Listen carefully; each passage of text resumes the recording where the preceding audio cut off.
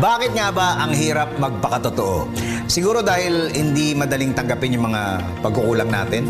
Kasi araw-araw na natin nakikita yan eh. At madalas, binabago natin yung mga sarili natin para magustuhan ng ibang tao. Kaya nahihirapan tayo magpakatotoo.